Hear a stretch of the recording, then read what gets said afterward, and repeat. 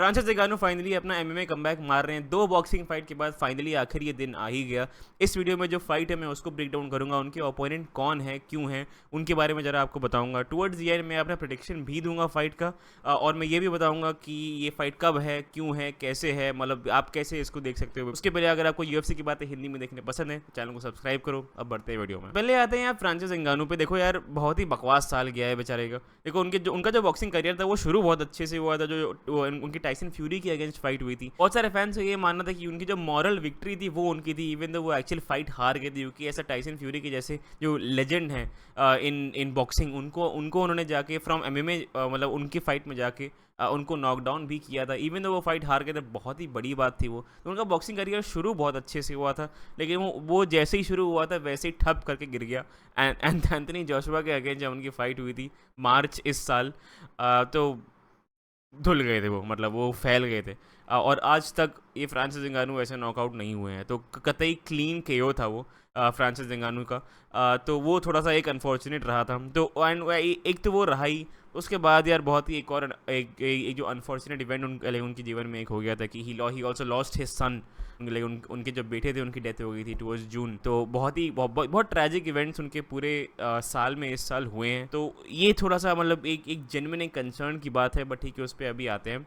उनके ओपोनेंट पे अगर आए, रेनन फरेरा, ये 6 फुट 8 का दरिंदा है एक तो, ठीक है, बहुत ही बड़ा इंसान है। एंड जहाँ तक मैं जानता हूँ आई थिंक फ्रांसिस नगानो ने एमएमए में अपने से बड़ा इंसान फेस नहीं किया है। शायद मैं भूल रहा हूँ, लेकिन अगर फेस किया भी होगा तो आई डोंट थिंक उन बहुत अच्छा फाइटर होगा। Derek Lewis, Stipe Miocic, Ciryl Gane almost same height और साइज था उन लोग का, मतलब। लेकिन रेनन फरेरा क्या फेस ऑफ अगर आप देखो, लंबा भी है और बड़ा भी लग रहा है यार, मतलब डर लगता है साले को देख। एंड ऐसा भी नहीं कि सिर्फ साइज है यार, लास्ट 4 प्रॉपर उनकी 4 फाइट विन स्ट्रीक चल रही है। जो एक तो पीएफएल में बेसिकली वो चैंपियनशिप टूर्नामेंट्स होते हैं जहाँ पे मतलब एक कोई as far as I know, मैंने उतना फॉलो नहीं किया है, लेकिन उनका कोई एक चैंपियन नहीं होता।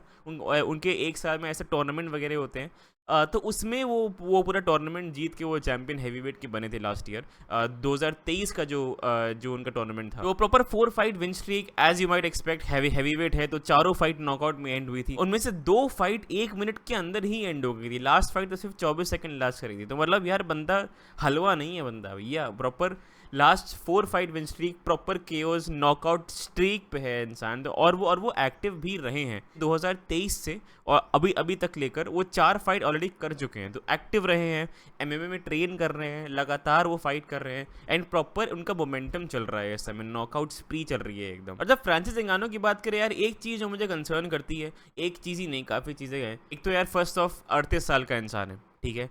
हैवी वेट्स का यूजुअली स्पैन छोटा ही रहता है, मतलब क्योंकि वो बड़े लोग हैं, ठीक है। वो 38 साल के ऑलरेडी हो चुके हैं। लास्ट फाइट उनकी जो हमारी इमेज है फ्रांसिस नगानो की, जब स्टीपे मियोचिस को नॉकआउट किया था, जब सिरिल गान को डोमिनेट किया था, आप विश्वास करो ना करो, स्टीपे मियोचिस का नॉकआउट 3 साल पहले हुआ था 2021 में। इस सिरिल गान का जो फाइट थी वो जनवरी 2022 में हुई थी।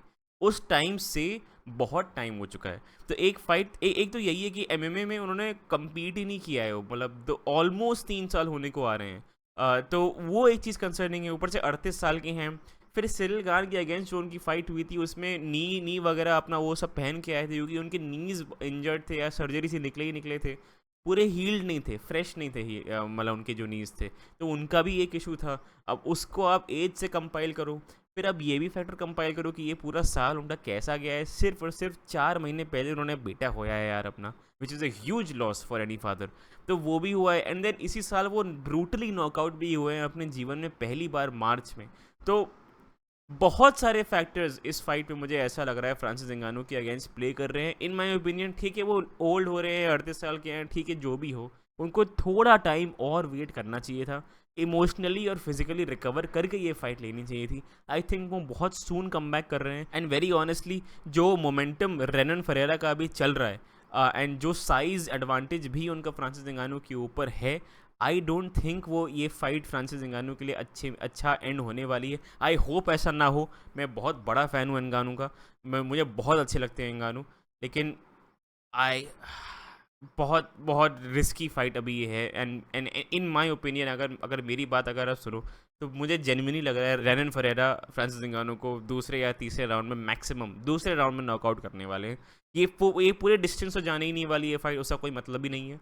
But I think second fight तक, सॉरी ये सेकेंड राउंड तक आई फील लाइक वो नॉकआउट वो ढूंढ लेंगे यार, because Francis Ngannou is not the same fighter जो मतलब जिनने सिरिल गान को फेस किया था। He is not the same fighter जिनने स्टीफन मियोचिस को फेस किया था। उसके बाद से उनकी उम्र भी बढ़ गई है, उनके वो एक बार ब्रूटली नॉकआउट भी हो गए हैं, फिर ऊपर से एमएमए में वो ट्रेन भी नहीं कर रहे हैं। मतलब लाइक उनको समय हो गया है ना, वो बॉक्सिंग फाइट कर रहे थे, तो वो ग्रैपलिंग रेसलिंग क्यों ट्रेन करेंगे? He was only training boxing. तो एमएमए में वो ट्रेन भी नहीं कर रहे थे। फिर लाइक वो नॉकआउट होने वाले हैं ब्रूटली सेकेंड राउंड तक। लाइक सेकेंड राउंड के बियॉन्ड मेरे ओपिनियन में ये फाइट नहीं जाने वाली है, क्योंकि दोनों पावर पंचर, दोनों एक्सप्लोसिव, तो सेकेंड राउंड के बियॉन्ड नहीं जाने वाली है। आई फील लाइक जो फरेरा है वो एंगानो को अनफॉर्चुनेटली पेल देंगे। तो अब अगर बात करें ये फाइट आप कब और कहाँ देख सकते हो, तो अब एज आपको पता होगा कि ये फाइट यूएफसी में नहीं हो रही है, ये फाइट हो रही है पीएफएल में, जो यूएफसी की तरह ही एक एमएमए ऑर्गेनाइजेशन है। और ये फाइट की अगर टाइमिंग की बात करूँ मैं, तो ये 19 अक्टूबर को रात 11 बजे शुरू होगा ये इवेंट, और मेन इवेंट आते आते 1 से 1:30 बज सकता है। आप मतलब ये सेफ साइड पे आप 1 बजे चालू कर देना, 1 AM अगले दिन मैं कह रहा हूँ, जो संडे आएगा 20 अक्टूबर सुबह 1 बजे, इस टाइम के आसपास आप ऑन द सेफ साइड चालू कर देना। लेकिन एक्सपेक्टेड यही है कि 1:30 तक एक्चुअली वो जो मेन इवेंट है उनके वॉकआउट्स और उनकी फाइट एक्चुअली चालू होगी। और इस इवेंट को आप देख सकते हो फैन कोड पे। फैन कोड करके एक बहुत ही बढ़िया एप्लीकेशन है यार। वो मेनली क्या करता है कि आपको कोई इवेंट में ट्यून इन करना है तो 25 रुपये मात्र आपको उस इवेंट के देने हैं। आपको पूरा कोई मंथली सब्सक्रिप्शन लेने की ज़रूरत नहीं है, ईयरली कुछ लेने की ज़रूरत नहीं है। 25 रुपये आप पकड़ाओ उनको और पूरा इवेंट आपके हाथ में है। तो मैं तो भाई वही करूँगा, आप भी वही कर लो। उसके अलावा स्ट्रीमिंग साइट वगैरह हैं, आप सब जानते ही हो, लीगली मैं यहाँ बोल नहीं सकता हूँ, लेकिन आप वो सब देख लो, I let you figure that out. लेकिन फैन कोड पे आप 25 रुपये में बहुत इजीली आप ये देख सकते हो। उसका लिंक मैं अपने डिस्क्रिप्शन में भी शेयर कर दूंगा। भाई मुझे कमेंट्स में बताओ क्या मैंने सही प्रेडिक्शन करी है? मैंने एंगानो के अगेंस्ट बेट किया है, तो वो थोड़ी रिस्की बेट है। आपके हिसाब से ये फाइट कौन जीतने वाले हैं मुझे कमेंट्स में बताना। उसके अलावा अगर वीडियो पसंद आए तो लाइक जरूर दबाना, लात घूसा चप्पल जो मारनी हमारे को क्लिक हो जाना चाहिए बस, और चैनल को सब्सक्राइब करना। तब मैं आपको मिलता हूँ अगली वीडियो में। Thank you, bye bye.